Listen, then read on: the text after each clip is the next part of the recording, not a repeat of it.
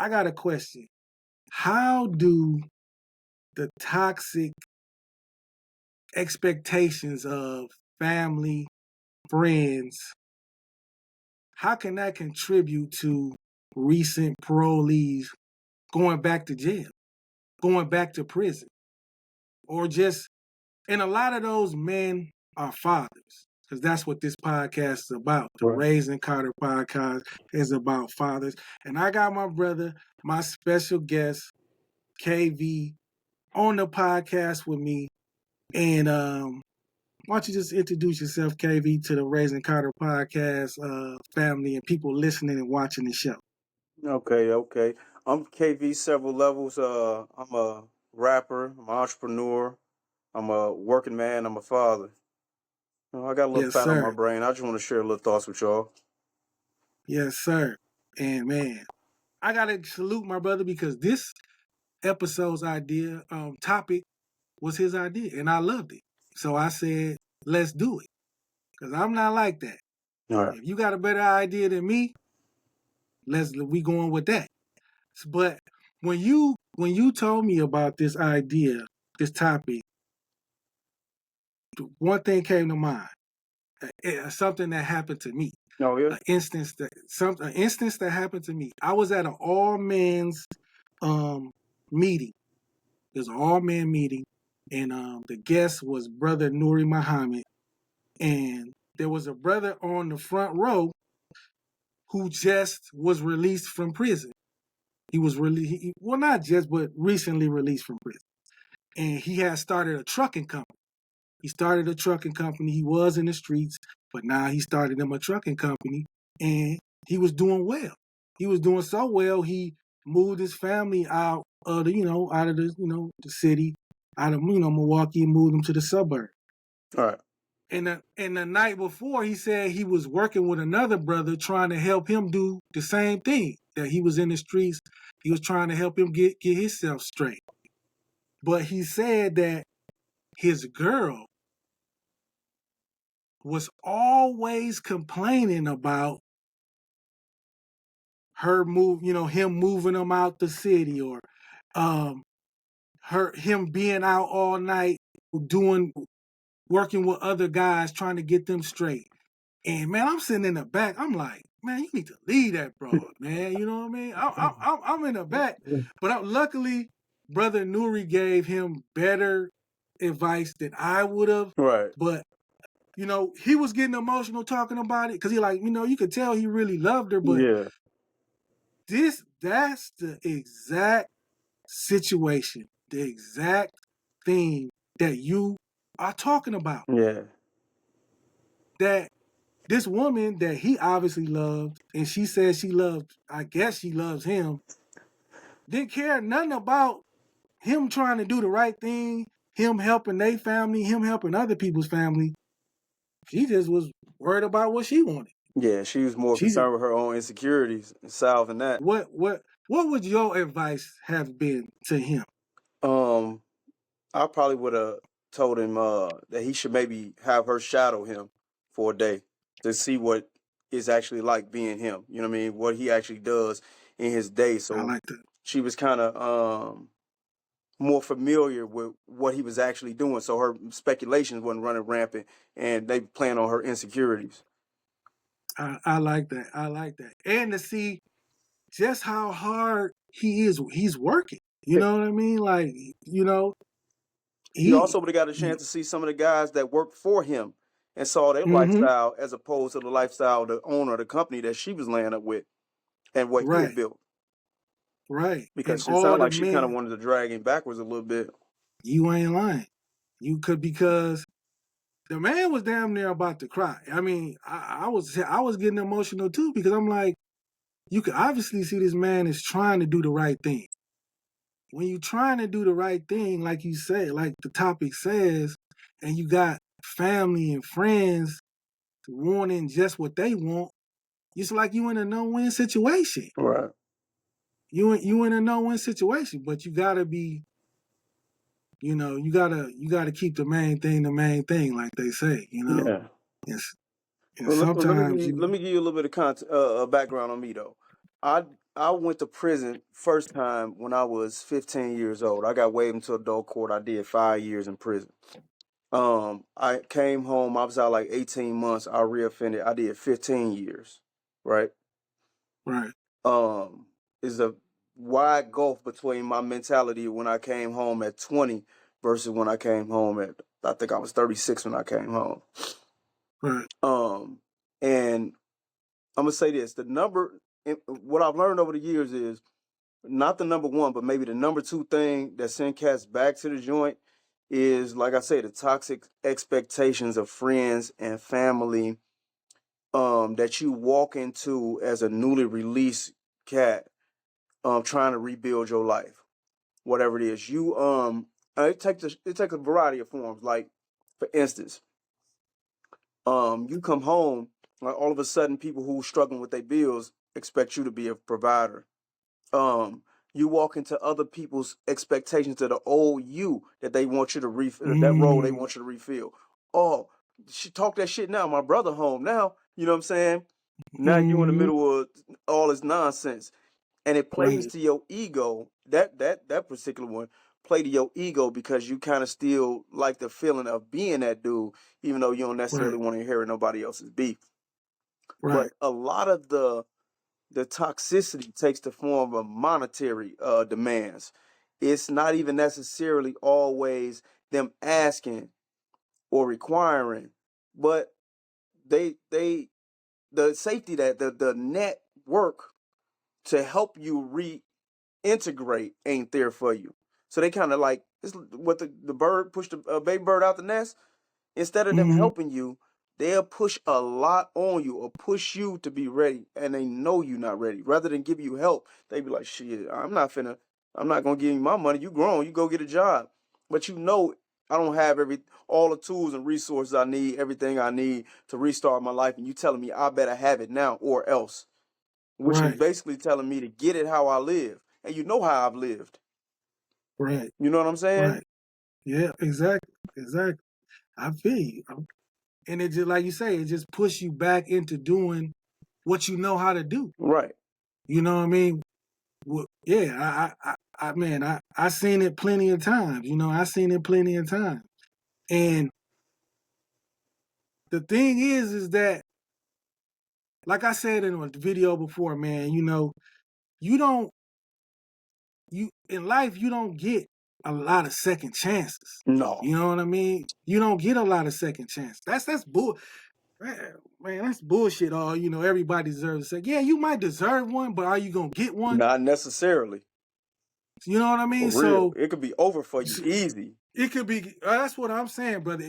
One time you got one time, you can make one big man mistake, and it's over for you, and it could be over for you. So the expectations that people might have on you and the family and friends, when you go back to prison, they just go on with their life. Yeah. And They, and they heap all of the blame on you as if they wasn't asking you for cell phone money or help on this rent, or I'm a little right. short on my car note or whatever. Including stuff like, oh, your sister getting into it with her boyfriend, you should go Yeah. over there and crack his head. Now you sitting Right. in the joint and they acting like, man, why you Yeah. take it that far? We just wanted you to Right. talk Yeah. to him. Yeah. Yeah. Yeah. We just wanted you to talk to him. No, no, you did. You wanted me to go over there and do what I did. Yeah. You know, you. Yeah, exactly, man. Because and the one thing I love that you said is that people they want to remember you for what you used to be, Yeah. for what you used to be. I'm trying to be something else. I am something else right now. Right. But you just want me to be who I used to be, you Because it know? suits and Because benefits them. exactly, Mm-hmm. exactly, exactly. You being this new brother, you know, you being KV, the new brother that's trying to the entrepreneur, the man that's work. That don't suit me none. Right. I want you back, when you could show me some love. Yeah. You know what I'm saying? You could show me some love Yeah. on what I need. Yeah. So, and it takes a strong person to be like, no, man, I'm on. I'm full steam ahead. My eyes is on the prize. It's I can't. Yeah, it it's a take a few lot. ways. It's a few ways out of it. Easy way is to acquiesce to their demands and do whatever nonsense they really expecting without saying. They really want you to hustle. They really want you to be that guy again. The easy way out is to do that. Right. A less easy way is to just sever ties with them. But that ain't the harder thing to do is stand firm, maintain Yes, sir. them ties of family, of kinship. Right. You Right. could cut some friends off, but you can't cut family off. You know what I'm saying? You could feed them with a long Right. handled spoon, but maintain the ties of kinship with your family, but remain firmly rooted in what you're trying to do. Stay on that path. Yeah. That's harder. It's a lot harder. Yeah. Man, man, that it's gotta be. It's harder, man. It just for a person who isn't, a parolee to do that, but for somebody that was, just got out of just got out of prison, it's probably even harder, Yeah. to do that. So anybody that can do that, I salute you. Anybody that can, that can do that, man. And, I can see that you've done that, and I definitely salute you for doing that. What advice would you give to any dad or any man that's out there that's listening and watching this, that's having these type of issues? What advice do you have for them? Um, I I would give this advice. I would say, first of all, don't shoot yourself in the foot by measuring yourself against people who got 5 and 10 year whatever head starts over you. You just came home and you starting at the starting line, but you looking at the guy who been out here this whole time and you measuring where you at in life to where he Yes, is, sir. and you feel a shortcoming, you feel yourself less than, and it eat away at your pride and your ego, and you do something stupid trying to play catch up. Don't do that. Them guys, even though they doing better than you, will see your progress and see where you at, see your effort and your hustle, and congratulate you. A lot of stuff be in our heads. We be battling our own shortcomings, our Mm-hmm. own feelings of inadequacy. Let me say that, our own feelings of inadequacy that be imaginary, and we self sabotage. I would say my advice to people's families: be a support network. Don't um look to a guy who coming in to fill any particular thing that's missing in your life. You know what I'm saying? The dude just came home after doing so many years. He need time to readjust. He need time to rebuild. That don't happen overnight. He ain't gonna be ready to get out your basement in 2 weeks. And you know, the man might have came home. He might not have a pair of drawers. Y'all might have bought him a few outfits. Got his cell phone turned on for him. He might have a little car.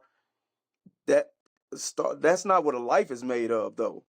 You look Right. around at all the things in your house and all the things in your life that you've accumulated over the years, all that you built, the entire structure that your life is built on. It's a lot more than what dude got handed to him when he came home from the penitentiary. Right. That's advice that not only brothers that came home from prison, but just brothers that are out here right now. Stop judging yourself by somebody else's accomplishments. Right. The only person you can judge yourself to or or or by is yourself. What were you doing 6 weeks ago, 6 months ago, compared to right now? Two Why are you things: judging? your past was 6 weeks ago, and your potential. Don't forget, judge yourself Yeah, according to your potential too. yes, yeah, exactly. Man, hell, man, I agree, brother. Judge yourself and keep yourself and hold yourself accountable to that. Absolutely. Hold yourself accountable to your potential. I mean, I had honestly, brother, I had to do that with this podcast because I would be, saying like, "Oh, I can do that," or but then why you ain't doing it? Why? Yeah, right. I had to ask myself, then why you ain't doing it? You know, so man, I love that, brother. I want to ask you what are you currently working on? What are you know? Because I know you told me you got your music thing going. What are you currently working on? Let the people know what KV got cooking, man. What do you got cooking going on, man? So I'm a CNC machinist by trade, right? I'm a tradesman. Mm-hmm. So I work. I'm a working man, but I own some vending machines. I got rental property, and I do the rap. I'm finally gonna release my album after I've been working on my album like 4 years, but I'm such a perfectionist and I have so much going on in my life that I've been putting it on the back burner. I've been recording, got a ton of music, but I never dropped not one single. But I got videos. I got 4 or 5 videos. I never dropped one Right. single. I'm finally gonna start releasing music to the world so people can enjoy it. I got cussed out so many times about my music. I'm like, you know what? I give up. Y'all can hide this stuff, Mm, man. man, I love that. But you know what? I'm not gonna go past, just fly past. The brother said he's a working man, and a lot of times we just scoot past that, and say, well, I'm a rapper. That's cool, I'm a podcaster, but I'm a working man too. Absolutely. And I the fact lead that with that. yeah, you know what I mean. So I love that, and that's important because a lot of young men or a lot of people they think that you got to have a way to finance this stuff. You know what I Hmm. mean? You got to have a way to finance. And the brother also said he's an entrepreneur, vending machines, real estate property. Man, this so let's salute a brother that's doing what he can and living up to his potential, man. And man, I'm glad that we connected. Yeah. You know, I'm glad that we connected, brother. And man, like I said, this is the first time, but it won't be the last time because I really enjoyed this conversation, man. Yeah, I think it was a great And conversation. man, I love it, man. And any parting words you want to say to the people out there, man, and on the Raising Carter podcast, anything you want to say? Yeah, we didn't really address fatherhood much, but I think in terms of Yeah, not allowing the toxicity to take you backwards, keep them kids first and foremost in your life, man. Right after, well, second, right after God. You know what I'm saying? Remember them children that's gonna be still out there if you send yourself back. exactly, brother. And I appreciate you bringing that up because I got a brother that's in prison. Right. And he got sons that's out here. And, when he was out, he would be the first one to tell you he wasn't much of a father. And now, you know, I see the change in him, but you locked up, bro. I mean, so so like you said, fathers are important, and your most important job that you have is trying to be the best father you can.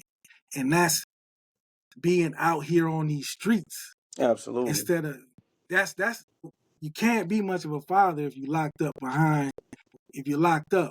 So like KV said, man, if you wanna be in their lives, then be in their lives and Absolutely. be Be present. really yeah, be present, really be out here. So I love that, man. And I think that a lot of times, man, I started this podcast because, when you do a podcast, people be like, oh, well, what can you talk about? Like, what's something you could talk about and you don't get bored talking about? And I went through all these other stupid stuff. I was like, you know what? Being a father. Being a father. Because nobody's talking to us, bro. It's like we Right. don't exist. Like we not important. It's like we're not, like we're not important. Everything else is important. Relationships, Yeah. being entrepreneur, all that's important. But the most important job you got, if you're a man and you have children, is being a father. That was Do crazy. you agree? What? No one knows something crazy. The other day, maybe day before yesterday, I was looking at. I'm scrolling through TikTok and I see a podcast and they talking about the absence of black fathers in the house and how that leads to this, that, and the third. And I'm like, that's a trope or narrative from a bygone era. The black Right. fathers are present now. Like, Yeah. I don't know nobody that's just not taking care of their kids no more. No, not one single Nah, of my bro. homies or comrades. Everybody take care of their kids now. Y'all, they need to Yeah, kill dude. that narrative. Kill that noise, man, because you just like you said, if one of your guys or one of your comrades, but y'all found out that he wasn't taking care of his kids, you ain't even part of the clique Yeah, no more, that's bro. disgusting. Yeah. You out of here, bro. Why are you trying to do anything else and you not even taking care of your kids? We don't respect that. No. Black men don't respect that. You can't I don't love know. me as your God if you don't love your children, bro. Yeah, facts, man. Say it again, bro. You can't love me if you don't love your kids. I know you don't. Man, if I you a already false know step, you I don't. know you ain't got nothing good in store for You me. ain't, yeah, man. Yeah, exactly, bro. Exactly. And I get so tired of seeing that too. Like, it's just like that's something they just want to keep going. Yeah. They Yeah, just, yeah. they just want to keep that going. Like, yeah, black men don't do this. Man, I work with white men, and I'm sure you work with white men too. And don't even get me started on that because white men aren't all present in they kids' lives. Right. They not you know what I mean? Like they just so much above us. We way nah, bro. It ain't nah. I don't any man that I know, like you said, black man that I know, they hey they're trying to be in those kids' lives. They I don't mess with dudes that don't take care of their kids. I don't. I can't do it, Yeah, bro. no, never. Yeah, I can't can't do it. do it. I can't do it, bro. So, man, I want to thank you for being on the Raising Carter podcast, brother KV. And like I said, this was the first time, but it's definitely not the last because I love our conversation. I'm glad we linked up, brother. And I just want to thank you for being on the I'm podcast, gonna hold brother. you to that, man. Work release Oh, coming in February. Name my album, Work Release. yes, sir, man. Yes, sir. Work release. Everybody check that out. My brother KV. Man, if you like this podcast, if you like this episode, man, subscribe to the channel. Check me out on TikTok. Check my brother KV out on TikTok. You want to give him your information on TikTok or any information you want? KB several levels on all platforms. Yes, sir, man. And that's it. Thank you for checking out the Raising Carter podcast. Peace. I appreciate you. Love you, brother. Thank you. Love.